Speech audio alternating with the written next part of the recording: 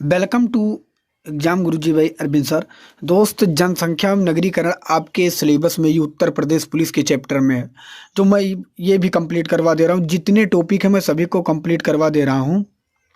मैंने radio operator का बार बार आपसे कहा था कि आप पढ़ लीजिए पढ़ लीजिए, और जो बच्चे अंत में पढ़े उन्हें पता है कि मैंने जो बताया था वहाँ से प्रश्न छपे हैं। और मैं फिर दावे के साथ कहता हूँ कि उत्तर प्रदेश पुलिस में छपेंगे, क्योंकि मैं हनुमान जी तो हूँ नहीं कि मैं सीना चीर के आपको दिखा दूंगा कि हमारे यहाँ से प्रश्न छपे हैं। क्योंकि मैं कंटेंट चुन चुन कर लाता हूँ आपके लिए, जो प्रश्न पेपर में छपे हैं और छप सकते हैं। इसलिए अगर आपको उत्तर प्रदेश पुलिस का सिलेक्शन लेना है तो बिल्कुल गलती नहीं करना है। आप हमारे प्ले लिस्ट में चले जाइएगा, उत्तर प्रदेश पुलिस सर्च करके, चैनल का एग्जाम गुरुजी भाई अरविंद सर, और वहाँ प्लेलिस्ट में यूपी पुलिस जीके कैप्सूल नाम से एक आपका प्लेलिस्ट बना दिया गया। जितने भी टॉपिक हैं सभी को कंप्लीट कर लेना है, क्योंकि दोस्त अगर सिलेक्शन लेना है 5 दिन में तो आपको एक यूनिक तरीके से पढ़ाई पढ़ना ही पड़ेगा। ये पॉइंट आपको याद कर लेना है। तो चलिए हम एक एक प्रश्न आपको बताते हैं। जो बच्चे हमारे ऊपर विश्वास किया हमें उन्हें सिलेक्शन दिलाना है, जो नहीं विश्वास किया उनके लिए भाई बहुत कुछ है। मैं क्या बताऊं, मुझे जो अच्छा लगता है और मुझे जो कंटेंट ये लगता है कि प्रश्न बनेंगे, मैं वही प्रश्न लेके आता हूँ। बस आपसे छोटी सी रिक्वेस्ट है कि आप अगर चैनल पर नए हैं तो चैनल को सब्सक्राइब कर देना, वीडियो को शेयर करके और लाइक कर देना। क्योंकि आपको इतना करने से चैनल पे थोड़ा सा जब ग्रो करता है तो इंसान मोटिवेट होता है और अच्छा अच्छा कंटेंट लाने का प्रयास करता है। तो इतना आपका काम है। तो चलिए एक एक प्रश्न देखते हैं। पहला प्रश्न आपके सामने, इसका उत्तर आपको देना है। पहला प्रश्न है, 1 लाख से ज़्यादा की जनसंख्या लेकिन 10 लाख से कम जनसंख्या के शहर का प्रशासन करने वाली शहरी स्थानीय निकाय कौन सी है? आपको इसका आंसर बताना है। तो इसका जो करेक्ट आंसर हो जाएगा वो हो जाएगा नगर पालिका, जो कि ऑप्शन नंबर आपके सामने बी में दिया गया है। नेक्स्ट प्रश्न आपके सामने बताने से पहले आप इस पॉइंट को देख लीजिएगा कि यहाँ पे क्या क्या मैं आपको बताने जा रहा हूँ, क्योंकि मैं चाहता हूँ एक भी प्रश्न आपका ना छूटे। नगर पंचायत जो होता है वो 20,000 से 50,000 के बीच की जो जनसंख्या होती है वो नगर पंचायत के श्रेणी में आता है। नगर पालिका जो होता है वहाँ 50,000 से 5 लाख के बीच जो जनसंख्या आती है वो नगर पालिका के अंतर्गत आता है। और नगर निगम जो होता है, जो 5 लाख के ऊपर होती है जनसंख्या, वो नगर निगम के अंतर्गत आती है। ये अनुच्छेद 243 के क्यू के अंतर्गत रखा गया है, ये भी आपको याद रखना है। नेक्स्ट प्रश्न आपके सामने, इसका उत्तर देना है। 2001 की जनगणना के अनुसार भाषाओं को उस अवरोहण क्रम में लगाएं जो भारत में पहली भाषा के रूप में बोली जाती है। इसका जो करेक्ट आंसर होगा दोस्त, वो सबसे पहले बोली जाती है बंगाली। देखिए इन तीनों में बात किया गया है। अगर वैसे भारत में कहा जाए तो सबसे ज़्यादा जो बोली जाती है वो हिंदी बोली जाती है, लेकिन ये नहीं है। इसलिए पहली जो बोली जाती है बांग्ला, उसके बाद तमिल, उसके बाद कन्नड़। तो PQR इसका करेक्ट आंसर होगा, जो कि ऑप्शन नंबर बी में दिया गया है। इस पॉइंट को आपको ध्यान रख लेना है कि सबसे ज़्यादा बोली जाने वाली भाषा क्या है? हिंदी। हिंदी के बाद क्या है? बांग्ला। बांग्ला के बाद क्या है? मराठी। मराठी के बाद क्या है? तेलुगु। तेलुगु के बाद तमिल, और तमिल के बाद गुजराती, और गुजराती के बाद कौन सी भाषा बोली जाती है? उर्दू। तो इन पॉइंट को आपको याद कर लेना है। नेक्स्ट प्रश्न आपके सामने, इसका उत्तर देना है। अनुसूचित जात और अनुसूचित जनजात भारत की आबादी के क्रमशः 2011 की जनगणना के अनुसार कितने प्रतिशत हैं? आपको बताना है। तो इसका जो करेक्ट आंसर होगा, अगर हम अनुसूचित जात की बात करें तो वो 16.6% है, और अनुसूचित जनजात की बात करें तो वो 8.6% है, जो कि ऑप्शन नंबर बी में दिया गया 20 का करेक्ट आंसर हो जाएगा। अगला प्रश्न आपके सामने है। घोष वाक्य हमारी जनगणना हमारा भविष्य निम्नलिखित में से किस वर्ष में की गई जनगणना का घोष वाक्य था? तो इसका करेक्ट आंसर हो जाएगा 2011 का, जो कि ऑप्शन आपके सामने डी में दिया गया है। दोस्त, अगर आपको वीडियो अच्छी लग रही है तो वीडियो को लाइक कर दीजिए, और चैनल पर नए हैं तो चैनल को सब्सक्राइब कर दें, और वीडियो को शेयर जरूर कर दें। ये आपसे छोटी सी रिक्वेस्ट है। गरीबी रेखा से नीचे के लोगों का अनुपात द्वारा अनुमानित किया जाता है। इसका आंसर क्या होगा? आपको बताना है। तो इसका जो करेक्ट आंसर हो जाएगा, वो लोगों की संख्या के अनुपात से अनुमानित किया जाता है, जो कि बी में दिया गया है। बी इसका करेक्ट आंसर हो जाएगा। नेक्स्ट प्रश्न की तरफ बढ़ते हैं, इसका उत्तर देना। 2001 से 2011 में किस राज्य ने नकारात्मक जनसंख्या वृद्धि दर्ज की? नकारात्मक जनसंख्या वृद्धि दर्ज की है, इसका आंसर आपको बताना है। तो इसका करेक्ट आंसर हो जाएगा नागालैंड, जो कि ऑप्शन नंबर सी में दिया गया है। अगला प्रश्न बताने से पहले आपको बता दूं कि कहाँ पे कितनी जनसंख्या वृद्धि हुई। तो अगर हम देखें यहाँ पे दोस्तों, दादर नागर हवेली में 55.90% जनसंख्या की वृद्धि हुई। उसके बाद दमन और दीव में 53.8% की जनसंख्या की वृद्धि हुई। पुडुचेरी में 28.1%, मेघालय जो है वहाँ 27.9% की, और अरुणाचल प्रदेश में अगर बात करें तो 26% की वृद्धि हुई। लेकिन अगर हम नागालैंड की जनसंख्या की बात करें तो वहाँ नकारात्मक आ गई, -0.6%। जितने लोग थे उसमें से भी कम हो गए। तो यहाँ पे जो दिया गया अरुणाचल प्रदेश इसका करेक्ट आंसर होगा, वहाँ नकारात्मक वृद्धि हुई थी। नेक्स्ट प्रश्न है, 2011 की जनगणना के अनुसार भारत में सबसे ज़्यादा आबादी वाला राज्य कौन सा है? देखिए, सबसे ज़्यादा आबादी वाला राज्य आपसे पूछा गया तो हो जाएगा उत्तर प्रदेश, जो कि ऑप्शन आपके सामने डी में दिया गया है। मैं आपको बता दूं, इसमें आपको याद रखना है सबसे ज़्यादा आबादी वाला जो है उत्तर प्रदेश, उसके बाद महाराष्ट्र है, उसके बाद बिहार है, उसके बाद पश्चिम बंगाल है, उसके बाद मध्य प्रदेश है। क्योंकि अगर आपसे क्रम में जोड़ने को अगर पूछा गया तो इसलिए इस पॉइंट को याद रख लेना है। एशिया में तीसरा सबसे बड़ा अधिक आबादी वाला देश कौन सा है? तो एशिया का सबसे अधिक आबादी वाला तीसरा, देखिए सबसे ज़्यादा जो पहला है वो है चीन है, दूसरा है वो है भारत है, और तीसरा जो है वो है इंडोनेशिया है। क्या है? इंडोनेशिया। तो डी इसका करेक्ट आंसर हो जाएगा। अगला प्रश्न है, दक्षिण अमेरिका में निम्न में से कौन सा देश सबसे अधिक आबादी वाला देश है? इसका जो करेक्ट आंसर हो जाएगा वो हो जाएगा ब्राज़ील, जो कि ऑप्शन नंबर आपके सामने बी में दिया गया है।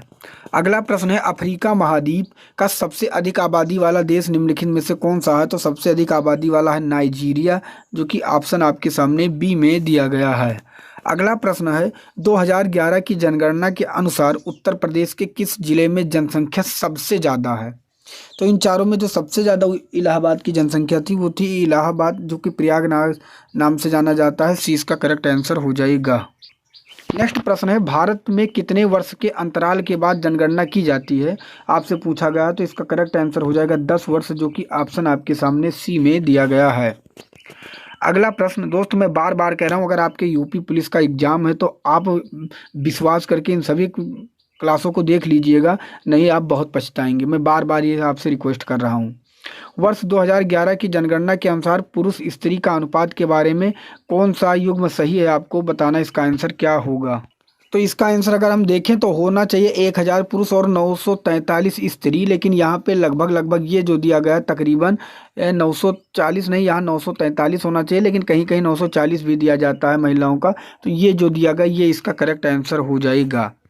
अगला प्रश्न आपके सामने, इसका उत्तर देना है, 2011 की जनगणना के अनुसार सबसे अधिक निरक्षरता वाला राज्य कौन सा है? तो सबसे अधिक निरक्षरता वाली बात करें तो वह है बिहार, जो कि ऑप्शन आपके सामने ए में दिया गया है। और सबसे अधिक साक्षरता वाली राज्य की बात करें, सबसे अधिक साक्षरता वाली राज्य की बात करें तो कौन सा है? केरल। ये भी आपको याद रखना है। अगला प्रश्न है, यूएन रिपोर्ट 2011 के अनुसार कौन सा देश 5 साल में कम उम्र वाले शिशुओं की मृत्यु दर में सबसे ऊपर है? तो इसका करेक्ट भी आंसर हो जाएगा भारत, जो कि ऑप्शन डी में दिया गया है। अगला प्रश्न है, वे 2 देश जहां सार्वजनिक जीवन में महिलाओं की भागीदारी सबसे अधिक है? तो सबसे अधिक अगर जो है वो है स्वीडन और फिनलैंड में, जो कि ऑप्शन आपके सामने सी में दिया गया है। सी इसका करेक्ट आंसर हो जाएगा। 15 अगस्त 1999 को भारतवर्ष की आबादी अनुमानतः कितनी हो गई थी? तो आप ये बताइए, 15 अगस्त 1999 की बात किया जाए तो 1999 में लगभग 100 करोड़ थी, और 2011 में क्या हुआ, ये बढ़ के 121 करोड़ प्लस हो गई है। ठीक है, 2021 की जनगणना डिजिटल जनगणना होनी थी, जो कि अभी कंफर्म नहीं है। तो इन सभी पॉइंट को याद रखना है आपको। देखिए, मैं अब कुछ पॉइंट बताऊंगा, उसे भी आपको नोट डाउन कर लेना है दोस्त, क्योंकि मैं चाहता हूं कि अगर आप हमारे क्लास से पढ़ रहे हैं तो आपके एक भी पॉइंट ना छूटें। विश्व जनसंख्या दिवस आपसे पूछ लिया जाए तो 11 जुलाई को मनाया जाता है, ये भी आपको याद रखना है। आगे पूछा जाए भारत की जनगणना का विषय किस सूची में सम्मिलित है? तो संघ सूची में है, ये भी पॉइंट याद रखना है। जनसंख्या के अध्ययन को क्या कहा जाता है? तो उसे हम कहते हैं डेमोग्राफी, ये भी आपको याद रखना है। अगला है कि भारतीय संविधान का किस धारा के अंतर्गत जनगणना कार्य संघ सरकार को सौंपा गया है? तो किस, देखिए यहाँ पे थोड़ा सा मिस्टेक होगा टाइपिंग। भारतीय संविधान की किस धारा के अंतर्गत जनगणना का कार्य संघ सरकार को सौंपा गया है? तो धारा 246, ये आपको याद रखना है। भारत में पहली बार आंशिक जनगणना तत्कालीन गवर्नर लॉर्ड मेयो के काल में कब हुई थी? तो वो हुई थी 1972 में। किसके काल में? लॉर्ड मेयो के काल में। लॉर्ड रिपन द्वारा नियमित प्राधिकृत रूप से पहली बार जनगणना, अगर नियमित पूछा जाए तो कब हुआ था? 1881 में। किसके द्वारा? लॉर्ड रिपन के द्वारा। और भारत की प्रथम जनगणना के आयुक्त कौन थे आपसे पूछा जाए तो हेनरी प्लाउडेन थे, ये भी आपको याद रखना है। पहली बार जाति आधारित जनगणना कब हुई? जाति आधारित जनगणना 1931 में हुई, ये भी पॉइंट याद रखना है। भारत में जनगणना का कार्य किसके निर्देश के अनुसार होता है? तो ये गृह मंत्रालय के अधीन महापंजीयक या जनगणना आयुक्त के निर्देशानुसार होता है। भारत में 1911 से 1921 के दशक में जन्म वृद्धि दर न्यूनतम रही, इसलिए इसे क्या कहा जाता है? इसे कहा जाता है महाविभाजक वर्ष। ये पॉइंट आपको याद रखना है। अगला प्रश्न आपके सामने है, इसका उत्तर देना है। वर्ष 1951 में जन्म वृद्धि दर अधिकतम रही थी, इसलिए इसे क्या कहा जाता है? अगर 1951 में जन्म वृद्धि दर अधिकतम रही थी, इसलिए इसे क्या कहा जाता है? इसे लघु विभाजक वर्ष कहा जाता है। स्वतंत्र भारत की पहली जनगणना कब हुई थी, जिसमें 14 सवाल सम्मिलित किए गए थे? ठीक है, आपसे पहला प्रश्न पूछ सकता है कि स्वतंत्र भारत की पहली जनगणना में कितने सवाल सम्मिलित किए गए थे? तो आपको याद रखना है 14 सवाल। और कब हुई थी? तो 1951 में। भारत की प्रथम पूर्ण कंप्यूटरीकृत जनगणना कब की गई? तो वो की गई थी 2001 में, ये पॉइंट भी आपको याद रखना है। किस वर्ष की जनगणना भारत के 15वीं जनगणना थी? तो वो थी 2011 की। ठीक है, अगर किस वर्ष की जनगणना भारत की स्वतंत्रता के बाद की 7वीं जनगणना थी? तो 2011 की जो जनगणना थी वो भारत आज़ाद होने के बाद ये 7वीं जनगणना थी। 2011 की जनगणना में कुल कितने सवाल सम्मिलित किए गए थे आपसे पूछा जाए तो 29 सवाल, ये भी आपको याद रखना है। अगला प्रश्न है, वर्ष 2011 की जनगणना के आयुक्त कौन थे? तो सी चंद्रमौली, ये भी आपको याद रखना है। भारत में विश्व का कितना प्रतिशत जनसंख्या निवास करता है? पूरे विश्व का तो 17.5%। अगला प्रश्न है, भारत विश्व के केवल कितना प्रतिशत भूभाग पर विस्तृत है? तो पूरे विश्व का 2.4% भूभाग पर विस्तृत है। भारत की कुल जनसंख्या कितना है? तो भारत की कुल जनसंख्या जो है 121 करोड़ है, जो कि 2011 की जनगणना के अनुसार है। विश्व की कुल जनसंख्या में भारत की प्रतिशत कितना है? तो 17.5%, ये भी आपको याद रखना है। अब हम कुछ उत्तर प्रदेश के बारे में बात करेंगे, उसे भी जान लेना है। सर्वाधिक जनसंख्या वाला राज्य अगर कौन सा आपसे पूछा जाए तो सर्वाधिक जनसंख्या वाला राज्य कौन सा? उत्तर प्रदेश। ठीक है, उसके बाद महाराष्ट्र, उसके बाद बिहार। न्यूनतम जनसंख्या वाला राज्य बात करें तो सबसे पहले सिक्किम है, फिर मिजोरम है, फिर अरुणाचल प्रदेश है। सर्वाधिक साक्षरता वाले राज्य कौन से हैं? अब यहाँ पे साक्षरता वाली राज्य पूछा गया था। ठीक है, तो साक्षरता में सबसे ज़्यादा केरल है, फिर मिजोरम है, फिर त्रिपुरा। फिर न्यूनतम साक्षरता वाला राज्य पूछा जाए तो कौन सा है? बिहार। आगे सर्वाधिक जनसंख्या वाला राज्य पूछा जाए, सर्वाधिक जनसंख्या वाला जिला, अगर जिला पूछा गया दोस्त तो महाराष्ट्र का ठाणे जिला। अब अगर राज्य पूछा जाएगा तो उत्तर प्रदेश, और उत्तर प्रदेश का कौन सा जिला है? इलाहाबाद। कौन सा सर्वाधिक जनसंख्या वाला उत्तर प्रदेश का कौन सा जिला है? यूपी का इलाहाबाद।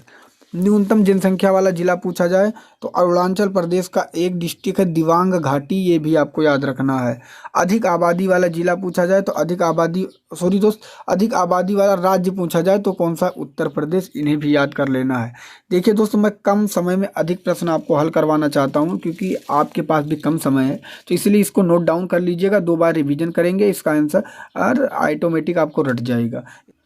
नेक्स्ट प्रश्न है, सर्वाधिक घनत्व वाले राज्य कौन से हैं? तो सर्वाधिक घनत्व वाले राज्य है बिहार, जो कि 1106 वर्ग किलोमीटर है। उसके बाद पश्चिम बंगाल है, जो कि 1028 वर्ग किलोमीटर है। न्यूनतम घनत्व वाले राज्य कौन से हैं? तो अरुणाचल प्रदेश, जो कि 17 वर्ग किलोमीटर है। ठीक है, सर्वाधिक घनत्व वाले राज्य पूछा गया है तो आपको पता हो गया न्यूनतम घनत्व वाले राज्य, ये भी आपको याद कर लेना। लिंगानुपात की बात करें तो शिशु लिंगानुपात कितना है? 919, ये आपको याद रखना। 1000 में कितना? 919 शिशु लिंगानुपात है। सर्वाधिक लिंगानुपात वाला राज्य कौन सा है? तो केरल, जो कि 1084।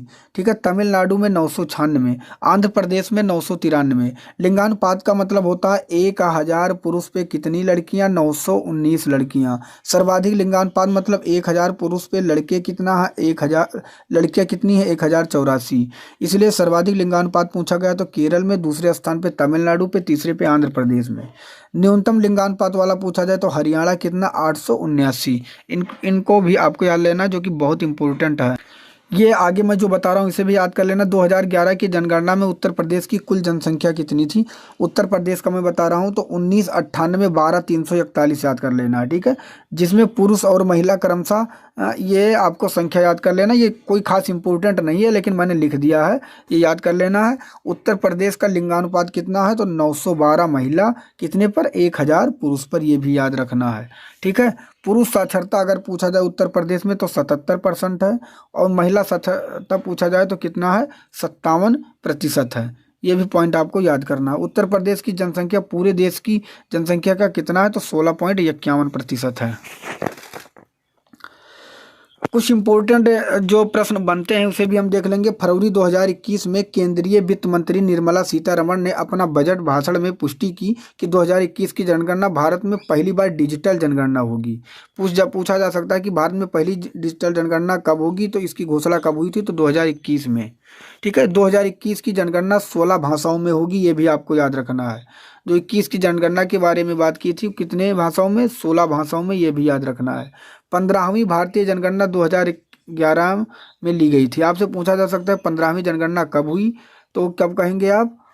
2011 में। स्वतंत्र भारत के बाद 7वीं जनगणना कब की हुई? तो 2011 में, ठीक है। भारत का दुनिया का सबसे अधिक जनसंख्या वाला देश है, ये भी याद रखना है। भारत जो है दुनिया का सबसे अधिक जनसंख्या वाला देश है। भारत में जनसंख्या कितनी है? 139 करोड़ है इस समय, ठीक है, ये याद रखना है। भारत में दुनिया की आबादी का कितना प्रतिशत है? तो 17.7%। भारत में जनसंख्या घनत्व कितना है? तो 382 प्रति वर्ग किलोमीटर, ये भी याद रखना है। भारत में पहली जनगणना वायसराय लॉर्ड मेयो के शासनकाल में 1872 में की गई थी, ये भी याद रखना है। और भारत में पहली आधिकारिक जनगणना वायसराय लॉर्ड रिपन के कार्यकाल में 1881 के द्वारा की गई थी, ये 1881 में की गई थी, ये भी पॉइंट याद रख लेना है। कुछ और इम्पोर्टेंट है कि भारतीय सांख्यिकी की जनक कौन है? तो पीसी महालनोबिस, ये भी आपको याद कर लेना है। भारतीय सांख्यिकी दिवस कब मनाया जाता है? तो 29 जून को, ये भी आपको याद कर लेना है। किसके उपलक्ष्य में? तो पीसी महालनोबिस के जन्मदिन के उपलक्ष्य में मनाया जाता है। भारत में सर्वाधिक जनसंख्या वाला राज्य कौन सा है? तो उत्तर प्रदेश। और भारत में सबसे कम जनसंख्या वाला राज्य तो सिक्किम। सबसे अधिक जनसंख्या वाला केंद्र शासित में पूछा जाए तो दिल्ली, और सबसे कम जनसंख्या केंद्र शासित वाला पूछा जाए तो लक्षद्वीप। सर्वाधिक जनसंख्या वृद्धि वाला राज्य पूछा जाए तो मेघालय, और सबसे कम जनसंख्या वृद्धि वाला जो कि नागालैंड, जो कि -6% में चला गया था नागालैंड। तो ये इंपॉर्टेंट टॉपिक थे जो आपके पेपर में छप सकते हैं। दोस्त अगर चैनल पे नए हैं तो चैनल को अभी के अभी सब्सक्राइब कर देना है, वीडियो को लाइक कर देना। अगर इसी तरह कंटेंट आप पढ़ लेंगे तो 16-17 को आप छाप के जरूर आएंगे, ये मेरा वादा है। मिलूंगा नेक्स्ट वीडियो में, तब तक के लिए जय।